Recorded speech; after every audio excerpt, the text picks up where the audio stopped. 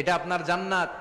বিশ্বনবী বলেছেন, আল্লাহ ছাড়া কারো পায়ের সামনে যদি সিজদা দেওয়া জায়েজ হতো, সবগুলো নারীকে বলতাম স্বামীর পায়ে সিজদায় লুটিয়ে পড়ো।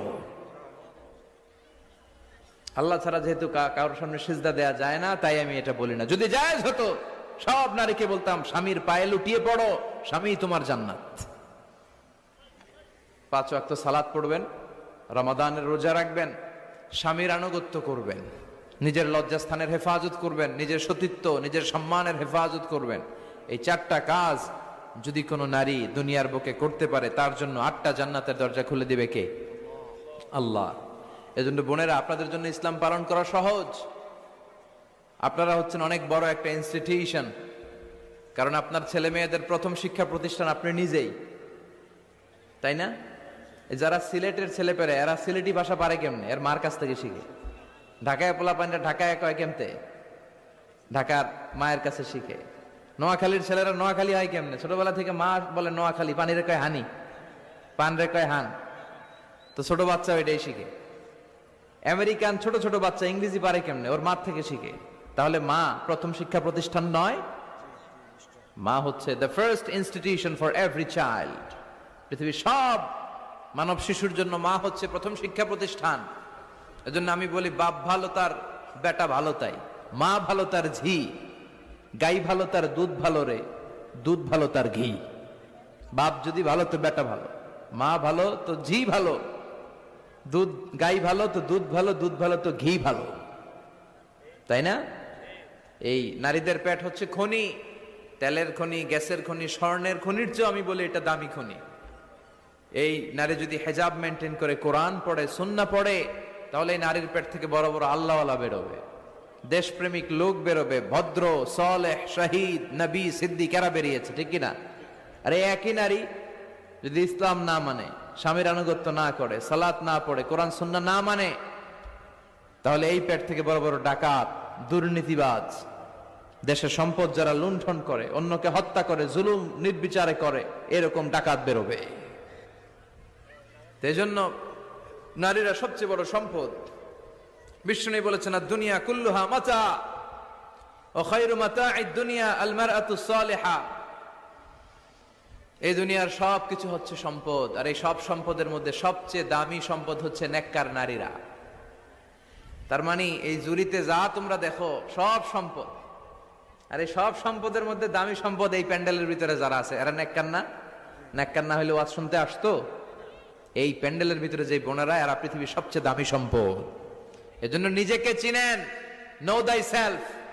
আপনারা যে কতটা দামি, আপনারা যে কতটা সম্ভাবনাময়ী, এটা একটু বুঝবার চেষ্টা করেন। আবার বিশ্বনবী নারীদেরকে অনেক বিষয়ে সতর্ক করেছেন যে খবরদার এগুলো করো না। নারীদেরকে টাইট ফিটিং জামা পরতে নিষেধ করেছেন। আল কাসিয়াত, আল আরিয়াত, আল মাইলাত, আল মুমিলাত। কিছু কিছু বোনেরা এমন টাইট বোরকা পরে, তার দেহের সব উঁচু নিচু ভাঁজ টের পাওয়া যায়, পুরুষরা আরো বেশি আকৃষ্ট হয়। এই বোনদের ব্যাপারে আমি বলি, বিশ্বনবী বলেছেন, লা ইয়াদখুলনাল জান্নাতা ওয়া লা ইয়াজিদনা রিহাহা। তারা জান্নাতে তো ঢুকবেই না, জান্নাতের ঘ্রাণও এদের নাকে লাগবে না। এখান থেকে জান্নাতে পৌঁছতে আরো 500 বছরের রাস্তা, এত দূরে থাকতেই জান্নাতের ঘ্রাণ আপনার নাকে এসে ধাক্কা দিবে। তারপর ওই নারীরা জান্নাতে ঢুকতে পারবে না। টাইট ফিটিং জামা আছে না নাই? এখন বোরকার মধ্যে অনেক ডিজাইন, ইদানিং এদিকে কিছু ডিজাইন করে পরে, এদিকে করো না, এদিকে করো না, এদিকে করো না, 4টা গম্বুজ বানায় এই জায়গায়, আছে না নাই? এগুলো করে, তো এগুলো করলে তার পর্দার চেয়ে তার সৌন্দর্যের প্রকাশ আরো বেশি হয়ে যায়। এরপরে বিশ্বনবী নিষেধ করেছেন, ঝাঁঝালো পারফিউম দিয়ে বেরোতে নিষেধ করেছেন। আমার বোনেরা, নিজেদেরকে ক্লিন রাখবেন, পরিচ্ছন্ন রাখবেন অলওয়েজ। আপনি গায়ে ডিওডোরেন্ট, দুর্গন্ধনাশক, পারফিউম দিতে পারেন, তবে সেটা জামার ভেতরে, বাইরে যেন প্রকাশ না পায়। অনেক মহিলা সেজে গুজে বোরকাটা পরে বোরকার উপরে মারে 2টা, আছে না নাই?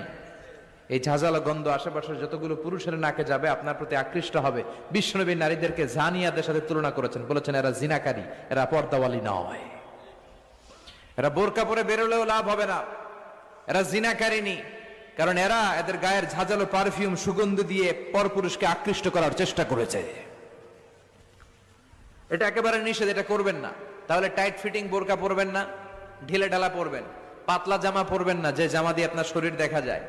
নাম্বার 3, ঝাঁঝালো কোনো পারফিউম গায়ের মধ্যে মাখবেন না। নাম্বার 4, বিষ্ণু বলেছেন খবরদার আলগা চুল লাগাবে না কোনো নারীরা। লাগায় অনেকে, জুরিতে এগুলা নাই। অনেক নারীর চুল হয়তো ছোট, সে আলগা চুল লাগায়া সুন্দরী সাজে, বিশ্ব সুন্দরী ঐশ্বরিয়া রায় হইতে চায়। আছে না নাই?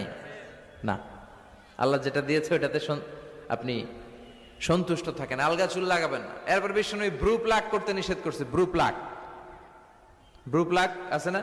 পার্লারে গেলে কিভাবে যেন এদিক দিয়ে ব্রু প্লাক করে একেবারে চিকন করে দেয় এই দুইটা। হ্যাঁ, না, এটা নিষেধ। ব্রু প্লাক করতে বিশ্বনবী নিষেধ করেছেন। আমার বোনেরা, আপনারা এটা করবেন না। এরপরে বিশ্বনবী নিষেধ করেছেন তোমরা একে অপরকে লাআনত দিবে না। 2 কারণে নারীরা জাহান্নামে যাবে বেশি। বিশ্বনবী মেরাজ থেকে এসে